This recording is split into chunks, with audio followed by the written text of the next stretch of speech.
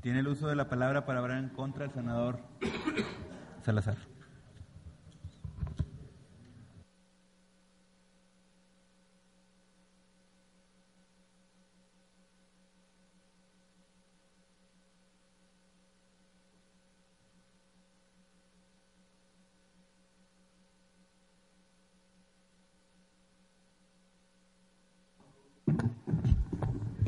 Muchas gracias, presidente. Quiero iniciar esta segunda participación con un tema que ha sido abordado ampliamente ya por mi compañero Benjamín Robles, de la misma manera por mi compañera Dolores Padierna, y que ayer también tocaba el compañero Lavalle, que es el tema del fracking. Yo quiero mencionar un ejemplo. Tenemos aquí un resumen de una primera resolución judicial por daños a la salud del fracking en los Estados Unidos. Y quiero llamar su atención porque si estamos teniendo ya información, si estamos teniendo datos muy concretos de que esta práctica está generando daños a la salud, daños al ambiente en varias partes del mundo, en varias regiones, no tenemos por qué estar pensando en iniciar este tipo de prácticas dañinas. Si bien es cierto que ha venido cambiando y tal vez en materia de consumo de agua puede haber variaciones, se hablan de 9 hasta 30 millones, se menciona de un caso extremo donde se utilizaron alrededor de 80 millones de litros de agua para un pozo, pero lo importante es que ya hay un asunto legal que se ha resuelto donde se ha demostrado lo perjudicial de estas prácticas. El fracking o fractura hidráulica consiste, como sabemos, en inyectar en el subsuelo agua a presión mezclada con arena y sustancias químicas para liberar el gas que se encuentra atrapado en la roca. Esta técnica es generadora de graves perjuicios a la salud humana y al medio ambiente. Así lo han declarado diversas organizaciones internacionales como Environment America, WWF y Greenpeace. Aunado a lo anterior, el 22 de abril, y esto es algo muy reciente, el 22 de abril del año 2014, la mayoría de los integrantes del jurado de la Quinta Corte del Condado de Dallas condenaron a la empresa denominada Aruba Petroleum a indemnizar con un pago de $2.9 millones, 2.1 millones de euros, a una familia de apellido Parr, por considerar que los diversos padecimientos clínicos que sufría la familia estaban directamente relacionados con las operaciones de fracking de los pozos de Aruba. El veredicto contempla el pago del equivalente a 198,000 euros por pérdida de valor de la propiedad de los Parr, 180,000 euros por futuras consecuencias para su salud, otros 288,000 euros por daños psicológicos y 1.4 millones por los problemas médicos causados hasta ahora. David Matthews, uno de los abogados que ha representado a la familia, explicó que la empresa nunca propuso un acuerdo extrajudicial y accedió a que el caso fuera decidido por un jurado popular. Desde noviembre del año 2008, la señora Lisa Parr comenzó a padecer migrañas y vómitos, que en un inicio no relacionó con la exposición constante que tenía con la veintena de pozos para la extracción de gas que rodeaban su casa en Decatur, Texas. Con posterioridad, consideró la posibilidad de que tuviera relación con los problemas de salud, ya que aumentó su sintomatología mediante salpullidos, hemorragias, fiebres, que se sumaron a la larga lista de síntomas que durante los siguientes 2 años la forzaron a ingresar varias veces al hospital, trayendo como resultado que durante su atención médica, su marido Robert y su hija Emma también se enfermaran. Razón por la cual, en marzo del 2011, la familia Parr demandó a la empresa petrolera Aruba Petroleum por daños a la salud. Conociendo de este caso, la Quinta Corte del Condado de Dallas, Texas, asignándole el número de expediente 11-1650, Parr contra Aruba Petroleum. La empresa Aruba explotaba 22 pozos a menos de 5 kilómetros del rancho de la familia Parr. El más cercano se encontraba a 240 metros.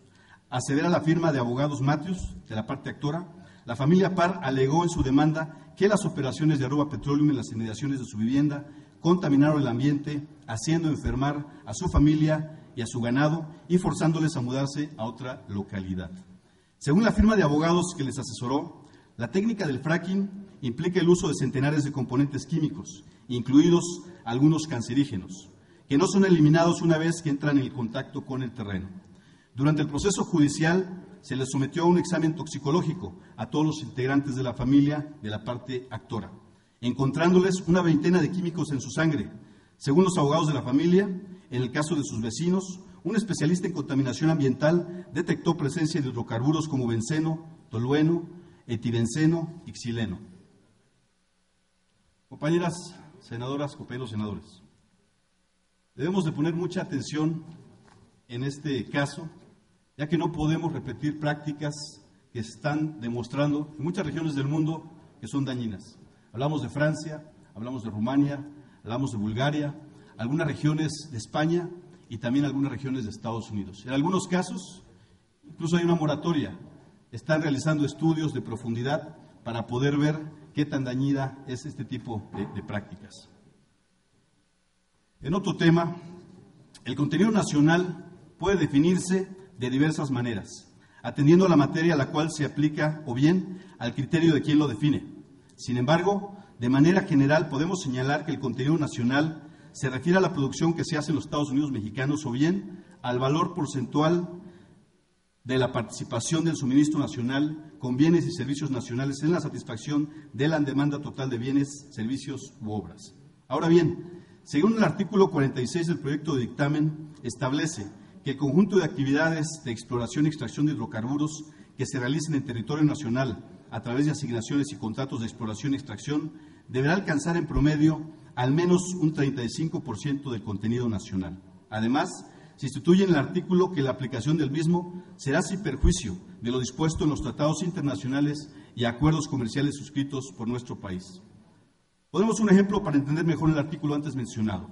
Si la producción total de un barril de petróleo tiene un costo de alrededor de $10 y la norma jurídica establece que el porcentaje mínimo de contenido nacional es del 35%, tendremos que por cada barril deberá de tener incluido alrededor de $3.5 por barril producido, lo cual significaría el contenido nacional del mismo. Ahora bien, la simbiosis que la relación contractual del Estado mexicano genere con las empresas extranjeras en territorio nacional obligará lógicamente a consumir o hacer uso de ciertos servicios o insumos que están a la mano y cuyos costos son menores a los que representará trasladarlos desde el exterior.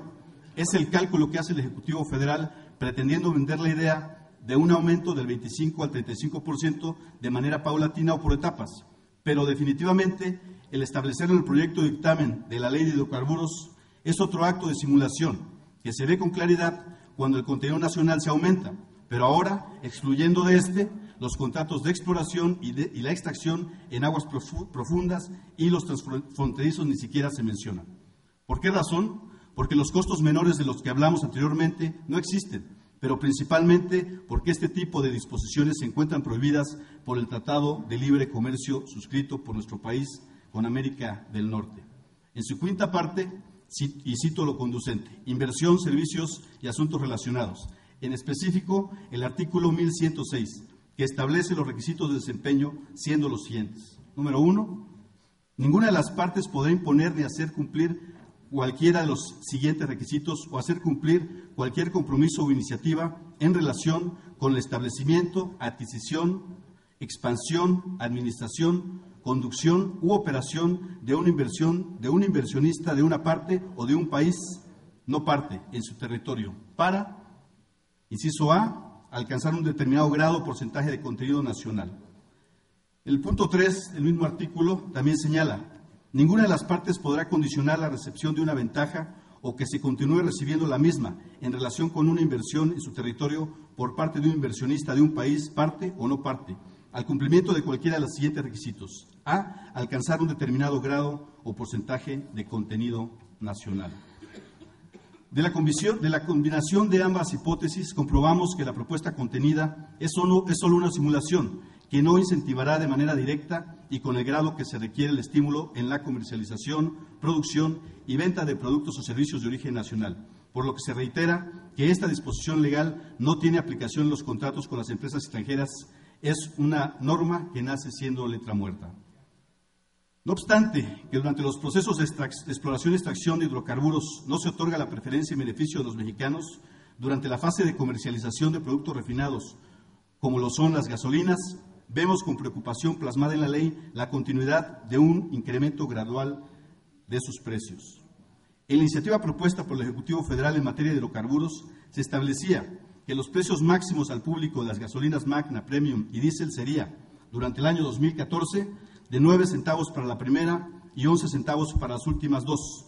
Dicho aumento se establecía de manera mensual y fija, pero en el presente proyecto de dictamen se modifica.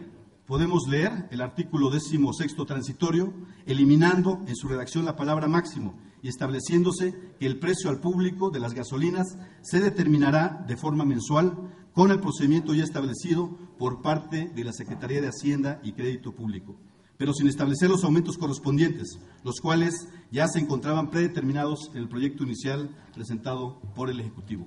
En este sentido, queda nuevamente a criterio y discrecionalidad de la Secretaría de Hacienda y Crédito Público la determinación de los incrementos en los precios de las gasolinas, esta vez sin parámetro alguno de medición, y coloca nuevamente a los mexicanos en una situación de incertidumbre en torno a cuáles serán los incrementos de dichos combustibles tan necesarios para la vida cotidiana.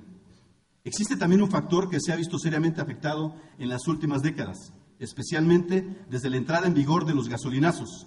Se habla del poder adquisitivo de los trabajadores mexicanos, quienes, a pesar de su esfuerzo diario, cada día, y gracias a las políticas del gobierno mexicano, ven más y más disminuida su capacidad para adquirir los productos de la canasta básica, los cuales mes con mes y gracias a los incrementos de las gasolinas aumentan sus precios, volviéndose algunos de ellos casi inalcanzables. Lo anterior queda demostrado en un estudio realizado por la Universidad Autónoma de México, denominado México, Fábrica de Pobres. Cae el 77.79% el poder adquisitivo, en el cual se determinó que los salarios en México, a partir de mediados de la década de los 80 y hasta la fecha, han acumulado una pérdida de más del 77% de su valor. Incluso, ya durante el actual gobierno, el salario del obrero mexicano ya acumula un 4% más de pérdida, lo anterior como consecuencia del aumento de la canasta básica recomendable, lo cual está intrínsecamente relacionado, por supuesto, con los aumentos en los precios de los combustibles. Por lo anterior, es indiscutible que los incrementos a los precios de los combustibles tienen que parar. El gobierno mexicano está obligado a buscar nuevas formas para obtener ingresos, que no sea a costa de los mexicanos, ya que de continuar con esta política de ingresos, aunado a la entrega del petróleo a las empresas extranjeras, el poder adquisitivo del trabajador mexicano seguirá en total detrimento. De igual forma, el presente proyecto de dictamen hace a un lado lo que incluso ya establecía la iniciativa presentada por el Ejecutivo Federal en relación a los plazos para permitir la comercialización e importación de gasolinas en México, que de acuerdo a los argumentos promotores de la reforma energética y del supuesto fortalecimiento de Pemex, servirían para permitir a las empresas productivas del Estado prepararse técnica y tecnológicamente para competir con las grandes transnacionales. Ahora, y a juicio del secretario técnico de las Comisiones Unidas de Energía y Estudios Legislativos, primera, se modifica en el presente proyecto de dictamen que faculta a la Comisión Federal de Competencia Económica a autorizar la entrada anticipada a las empresas extranjeras en la comercialización e importación de combustible, lo cual está estratégicamente planeado, atendiendo las circunstancias de desigualdad en las que la presente reforma sitúa a Pemex, poniéndolo a merced de las grandes transnacionales para que en un lapso de algunos años esta empresa de gran tradición y muestra de la capacidad mexicana simplemente se extinga, llevándose consigo miles de empleos mexicanos.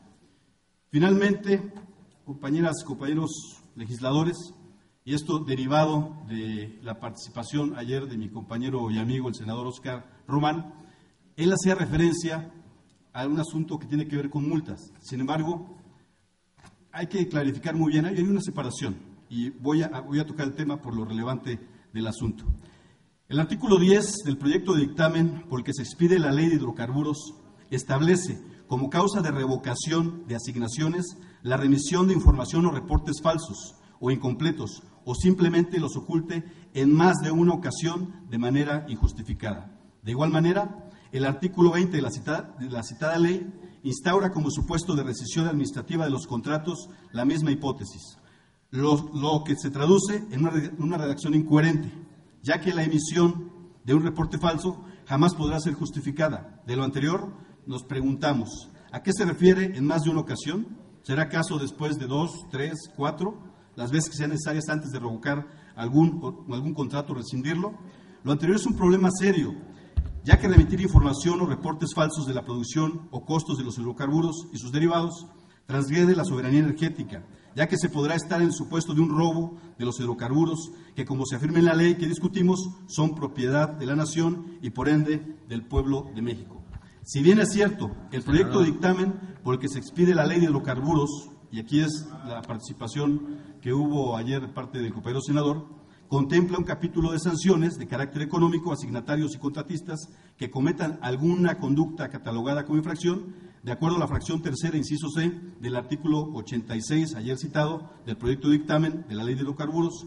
En el caso particular, equivale a una multa de entre 7.500 a 150,000 veces el importe del salario mínimo vigente, por lo que si hacemos la operación correspondiente, estamos hablando de una posible multa que puede variar de entre 500,000 pesos hasta poco más de 10 millones de pesos.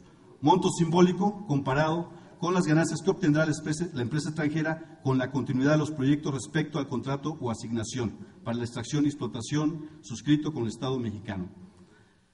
Aquí hay que diferenciar, porque en el punto que yo toco del artículo 10 y del 20, habla de las causales para rescisión, y en este estamos hablando de infracciones, que tampoco se justifica, porque si no caeríamos en el supuesto de lo que estamos siendo testigos todos con el caso de sonografía, donde después de haberse dado a conocer un desfalco multimillonario, con el pago de 30 millones, 75 millones, se le da la libertad a quien puede venir y robarse cientos o miles de millones de pesos. Justamente por eso es, de dólares, perdón, es cierto, de dólares, me corrigen adecuadamente.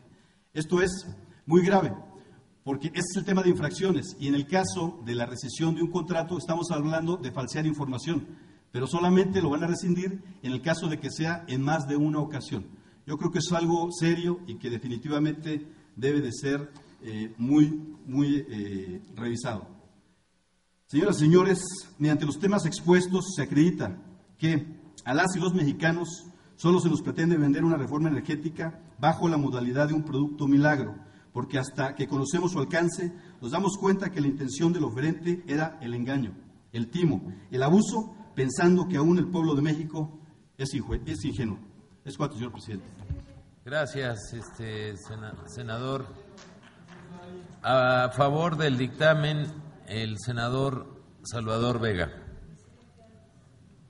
¿Con qué objeto? ¿Por alusiones? ¿De quién? Adelante, senador. O desde su lugar, como quiera.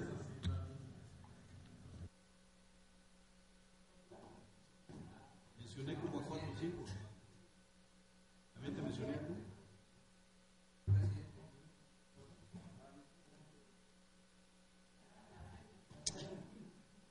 El senador Rabín habló de varios asuntos muy importantes y yo quiero subrayar al menos 2 de ellos. Uno se refiere, que por cierto, la ley de hidrocarburos es tan amplia que no ha dado tiempo de ver algunas cosas de la ley de inversión extranjera, de la ley de asociaciones público-privadas y de algunos otros asuntos. Pero quiero referirme a parte de lo que hablaba el senador Rabín, que son los yacimientos transfronterizos en el Golfo de México. Tenemos que recordar que en febrero de 2012 se selló el acuerdo entre la Cancillería de México y la representante del Departamento de Estados Unidos, el acuerdo de los yacimientos transfronterizos de hidrocarburos. En mayo de 2012 recibió la aprobación del Senado de la República y el 19 de diciembre de 2013 se aprobó por el Senado de Estados Unidos. Este acuerdo reconoce estructuras geológicas transfronterizas, pero donde aún no hay evidencias de reservas probadas. El acuerdo propone fortalecer, entrecomillado, la seguridad de América del Norte. Es esta región que quieren llamar Norteamérica a México, siendo México de América Latina. Estos acuerdos transfronterizos autorizados por el Senado modifican los derechos de propiedad de la expropiación petrolera en México. Le quita el carácter de operador a Pemex para que otros operadores, especialmente las petroleras transnacionales, se ocupen de la explotación y la extracción de hidrocarburos en la zona transfronteriza. Tiene un alto grado de discrecionalidad en las controversias, en las resoluciones. Dice que recaerán en un experto y no dice ni quién, ni designado por quién, al margen de los órganos de Contraloría, sin el control del Congreso, mucho menos del escrutinio público. La información, dice, será confidencial para los licenciatarios y los gobiernos deberán mantenerla en ese carácter. También los acuerdos son irreversibles y el término licencia, a eso voy, viene de lease o lis, que significa concesión o arrendamiento. Y esto está prohibido, las concesiones están prohibidas todavía en la Constitución. Eliminan a Pemex de la operación en estos yacimientos transfronterizos. La paraestatal no aparece en ningún documento. No hay referencia a Pemex en estos acuerdos.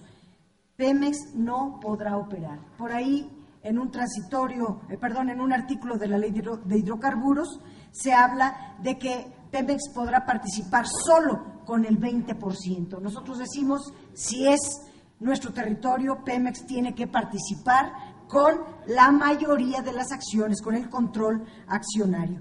No establece la transferencia tecnológica ni nada, ninguno, para abreviar, porque ninguno de los argumentos que han dicho para que esto opere, que va a haber transferencia tecnológica, que va a haber no sé cuántas cosas, nada de eso se establece en estos acuerdos, y léanlos, por favor, antes de votar.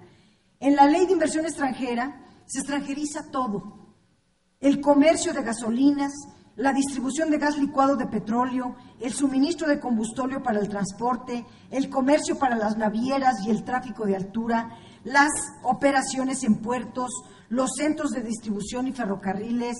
Se cede el control mayoritario de las inversiones a los extranjeros en actividades vitales como la petroquímica básica, la comercialización de gasolinas al mayoreo y al menudeo, toda la infraestructura de transportación y movilización de productos petroleros, el transporte, el almacenamiento, el suministro de combustibles y servicios para actividades reguladas por la Ley de Hidrocarburos. Y en la asociación, la Ley de Asociaciones Público-Privadas, que tiene mucha relación con la Ley de Inversión Extranjera, se combina porque establece la apertura, por no llamarle privatización, de las actividades de todo el sector. Habla de alianzas estratégicas, de asociaciones público-privadas. Las leyes están redactadas para proteger claramente a los intereses de los inversionistas privados a costa de la paraestatal. La entrega de estas actividades estratégicas se cierra con broche de oro, con la entrega de los hidrocarburos a estas nuevas figuras. Son estas iniciativas de las alianzas estratégicas, las asociaciones público-privadas, significan la entrega de la nación y su sometimiento a las grandes potencias, a las grandes corporaciones. Se debilita al Estado-Nación mexicano en el concierto internacional. En síntesis, el proyecto de Enrique Peña Nieto no es un proyecto de nación, sino la entrega de la nación a Estados Unidos, a los capitales extranjeros, a las petroleras internacionales, principalmente norteamericanas. Con este proyecto de Enrique Peña Nieto se retrocede un siglo en la historia nacional, cuando logramos la independencia y la autonomía que nos marcó como país soberano. Gracias, senadora. Se le otorga el uso de la palabra al senador Salvador Vega Casillas. A favor.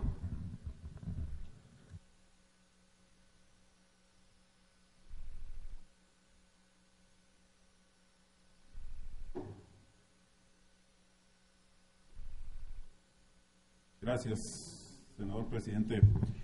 Primero quiero empezar diciendo que no aceptaré preguntas, ya con las que se hacen entre sí bastan. Segundo, tampoco haré alusiones. Y tercero, tampoco tengo ilusiones. Nada. Y tampoco tengo ilusiones de que nadie cambie su forma de pensar, porque los dogmas no se combaten con razones. Les rogaría, permítame, senador. He escuchado. Senador, permítame. Yo les rogaría guardar silencio y escuchar al orador. Senador, a todos se les ha escuchado con atención. He escuchado con interés algunos argumentos sensatos y preocupaciones que comparto. Sobre todo los que tienen que ver acerca del contenido de la ley específicamente o del proyecto, específicamente en cuanto a la ocupación temporal. Comparto algunas de estas preocupaciones y hemos dicho claramente que entre nuestros irreductibles está cambiar ese esquema.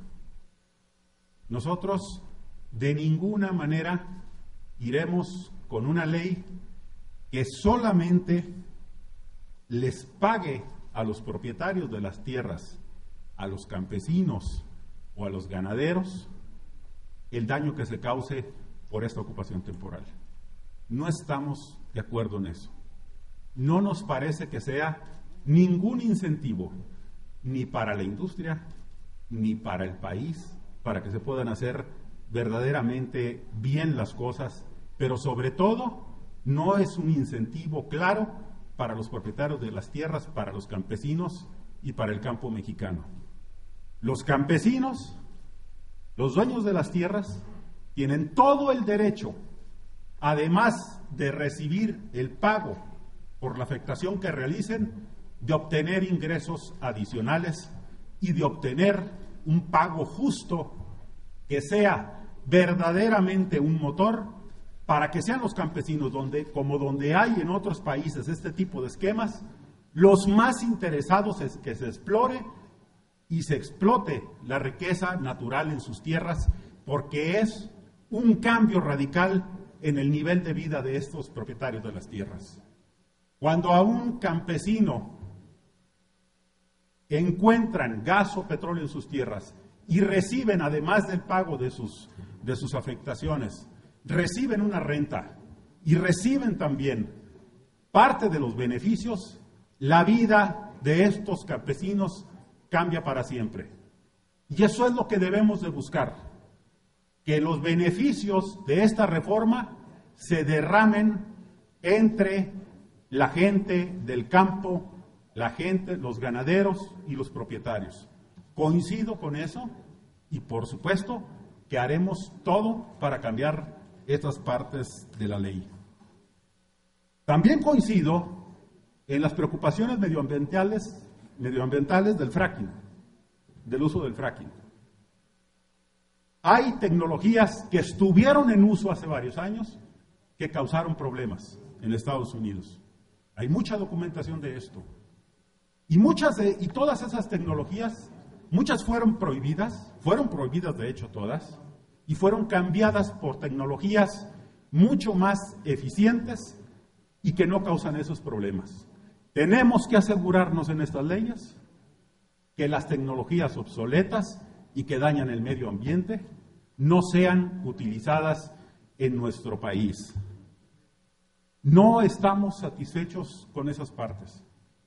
De hecho, el PAN acaba de presentar una propuesta de ley de transición energética donde contemplan muchos de estos aspectos y que debemos de profundizar en ese debate. No tengo dudas de que son inquietudes, preocupaciones razonables, que debemos analizar, que debemos debatir a profundidad y que debemos llegar a un modelo que sea benéfico para todos los mexicanos. No tengo ninguna duda, estaremos apoyando todos esos cambios. También, por otra parte, se han expresado aquí una serie de preocupaciones que de ninguna manera comparto. desde preocupaciones de abuso sexual que he escuchado aquí ya, hasta preocupaciones de que qué le vamos a decir a la gente cuando pongan un pozo en Campeche, en el plena ciudad o en la calle más bonita. No comparto esas inquietudes y esas preocupaciones, entre otras cosas, porque me parecen ridículas. Tampoco comparto que si sacamos un buen sistema para poder compensar a los propietarios de las tierras, vamos a causar que el gobierno haga una masacre para imponer los derechos de la explotación. Por supuesto que no lo comparto. En donde hay pagos justos, lo que la gente busca es que hagan exploraciones en sus tierras porque se verán beneficiados directamente. No comparto toda esta serie de argumentos tremendistas de las masacres, de los levantamientos, de los abusos sexuales, de la destrucción del patrimonio histórico del país, para que el gobierno imponga todo esto. Vean lo que va a pasar, nos dicen. Ahí está la película La Rosa Blanca, que es muy buena película, pero ha cambiado mucho el país desde 1961. El cine ya no es lo mismo. Ya hay cine en color, no solo en blanco y negro. Ya hay digital, ya hay tercera dimensión. Ya el cine no es lo mismo. El país tampoco es lo mismo que en 1961. Es más, el gobierno ya no es lo mismo. Aún el del PRI. El gobierno no es lo mismo que cuando había presidentes y secretarios represores que reprimían con sangre cualquier manifestación. Es más, el PRI ya no es lo mismo.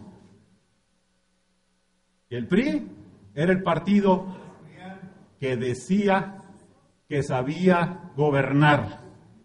Y vean ustedes el crecimiento económico raquítico en que nos tienen los que decían que sabían gobernar, agravado por una reforma fiscal apoyada por senadores del PRD. Muchas gracias.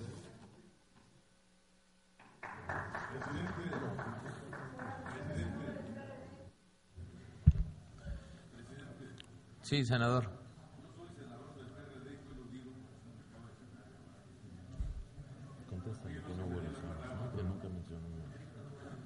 No hubo alusión personal. Personal. Senador, no compartimos, y el senador que hizo el uso de la palabra aclaró específicamente que no haría alusiones personales. Senador, no hubo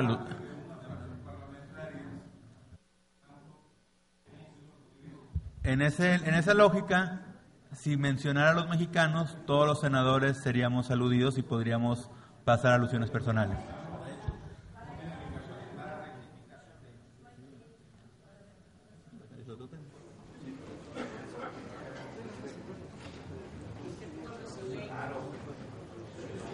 Senadora, ¿desde su lugar o como usted guste? Hasta por 5 minutos, senador. Solo quisiera recordarle al Partido Acción Nacional que al estar aprobando esta ley de hidrocarburos y todo el paquete petrolero, al haber avalado ustedes la reforma energética que le quita el 36% de los ingresos públicos al país, eso es lo que provoca el aumento de impuestos, que no se hagan los de la boca chiquita, porque en realidad los principales responsables de la falta de ingresos, a pesar de que tuvieron excedentes petroleros y demás, son los gobiernos del PAN. Y al autorizar que la fuente principal de ingresos públicos, que es Pemex, quede privatizada con este régimen fiscal que le están poniendo en su extinción, en los hechos, están aprobando la reforma fiscal restrictiva para toda la población. Que no finjan demencia. Gracias, senadora. Solo para al senador Pedraza, por el respeto que me merece, el artículo 78 del reglamento señala específicamente que las alusiones personales son a la persona. Con todo respeto, senador. Señoras y señores, se ha terminado la segunda ronda. En lo general, y tal como lo establece el acuerdo, es mi obligación preguntar si ha sido suficientemente discutido para tomar la votación de los integrantes de las comisiones primera de Estudios Legislativos y la Comisión de Energía. Le ruego al presidente de la Comisión de Estudios Legislativos primera me auxilie en tomar la votación y preguntar si ha sido suficientemente discutido. Solicito a los senadores integrantes de las Comisiones Unidas que consideren que está suficientemente discutido este dictamen en lo general, favor de manifestarlo de la forma acostumbrada. ¿Por la afirmativa? 1, 2, 3, 4, 5, 6, 7, 8, 9, 10. Igualmente, a los senadores que consideren que no está suficientemente discutido, favor de manifestarlo. 1, 2, 3, 4. Estás 5, no 4. 5. Está suficientemente discutido. Por lo anterior, comunico a ustedes que una vez aprobado el calendario de los horarios de viernes, sábado y domingo, se declara un receso, reiniciamos mañana. ¿Me permite terminar? ¿No? Pues permítame terminar. Termino y le doy la palabra. Declararíamos un receso y nos citaríamos aquí a las 2 de la tarde el día de mañana para iniciar la discusión en lo particular. Dígame usted, senador Pedraza. Gracias, presidente, por movilidad. Yo quisiera que ahorita que se ha estado declarando que ya está concluida la discusión en lo general, pasáramos a lo que dice nuestro reglamento.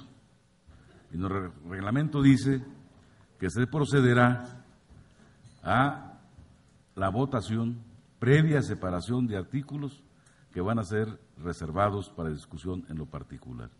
En ese sentido, nosotros como grupo parlamentario hicimos una consulta a la Comisión de Reglamentos y Prácticas Parlamentarias, en el cual insistimos en que se pudiera aclarar si el procedimiento adoptado el día 10 de junio era un procedimiento ajustado al reglamento. Para lo cual yo quiero pedirle que tenga la amabilidad de ordenarle al presidente secretario que tiene ahí a su lado que pueda darle lectura a el documento que envió la Comisión de Reglamentos y Prácticas Parlamentarias en relación a la consulta que se le hizo. Yo se lo voy a hacer llegar en este momento para que se someta a su lectura.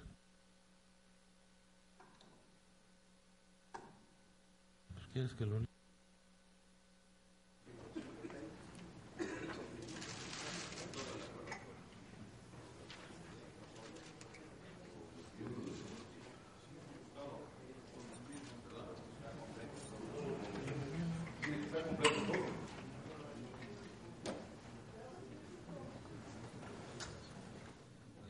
Sí, nada más adicional, le preguntaría las firmas del citado acuerdo.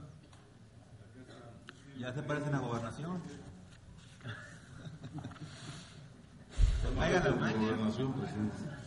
¿Perdón?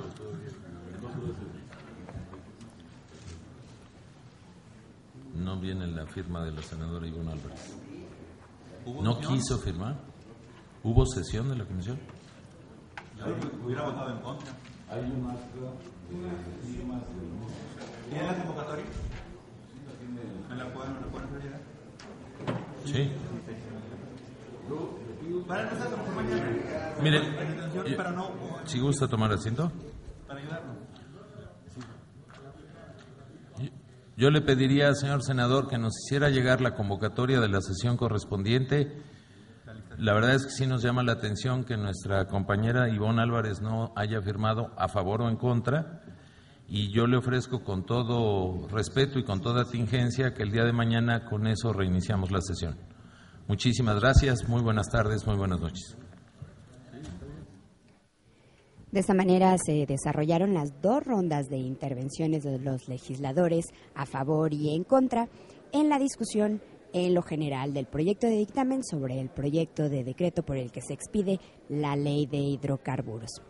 Y cabe señalar que con el fin de que se desahogue la discusión en lo particular para desahogar las reservas que se presenten por parte de los integrantes de estas comisiones unidas sobre este proyecto de dictamen, y además se entregue el segundo proyecto de dictamen de los 4 que se tendrán que dictaminar relativo al proyecto de decreto por el que se expide la Ley de la Industria Eléctrica, así como el proyecto de decreto por el que se expide la Ley de la Industria Geotérmica, y se adicionan y reforman diversas disposiciones de la Ley de Aguas Nacionales, y tengan oportunidad de analizarlo, así como de discutirlo posteriormente. Se sometió a consideración de estas comisiones dictaminadoras el cambio de horario y de días, lo cual, hay que decirlo, fue aprobado en votación económica por la mayoría de los integrantes de estos órganos legislativos, es decir,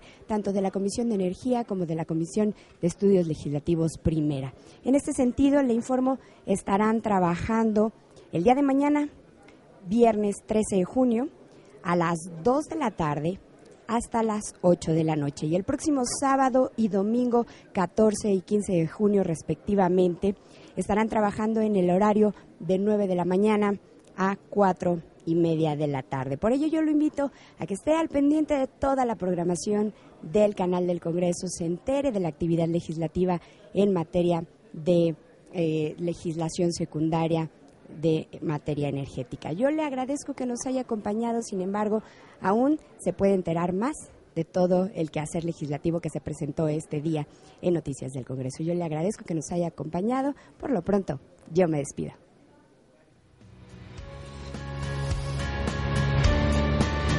Canal del Congreso, el canal de la Unión, presentó.